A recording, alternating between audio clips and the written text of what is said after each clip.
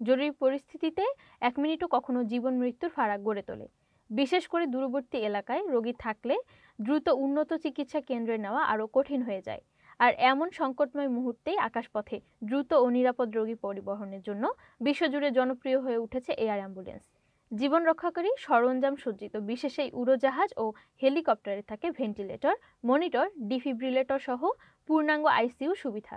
রোগীর সঙ্গে থাকেন অভিজ্ঞ চিকিৎসক ও প্যারামেডিক দল, যারা পুরো যাত্রা জুড়েই রোগীর অবস্থা পর্যবেক্ষণ করেন। এয়ার অ্যাম্বুলেন্স প্রধানত দুই ধরনের: ফিক্সড উইং ফ্লাইট অ্যাম্বুলেন্স, যা জেট বা টার্বোপ্রপ বিমানে দীর্ঘ দূরত্বে দ্রুত রোগী স্থানান্তরের জন্য ব্যবহৃত হয়, এবং রোটারি ফ্লাইট বা হেলিকপ্টার অ্যাম্বুলেন্স, যা স্বল্প দূরত্বে দ্রুত উদ্ধার ও হাসপাতাল পর্যন্ত পরিবহনে সবচেয়ে কার্যকর। তবে সেবাটি বেশ ব্যয়বহুল। বাংলাদেশ হেলিকপ্টার এয়ার অ্যাম্বুলেন্সের ভাড়া অঞ্চলভেদে 90 থেকে 3.5 লাখ টাকা পর্যন্ত হতে পারে, আর আন্তর্জাতিক রুটে খরচ হয় কয়েক লাখ টাকার বেশি। দূরত্ব, বিমানের ধরন, রোগীর বিশেষ চিকিৎসা প্রয়োজন, ল্যান্ডিং চার্জ সহ বিভিন্ন কারণে খরচ আরও বাড়তে পারে। জীবন মরণ সংকট, তাই দ্রুততম সময়ে উন্নত চিকিৎসা পৌঁছে দিতে এয়ার অ্যাম্বুলেন্স এখন হয়ে উঠেছে অনেকেরই নির্ভরযোগ্য সমাধান।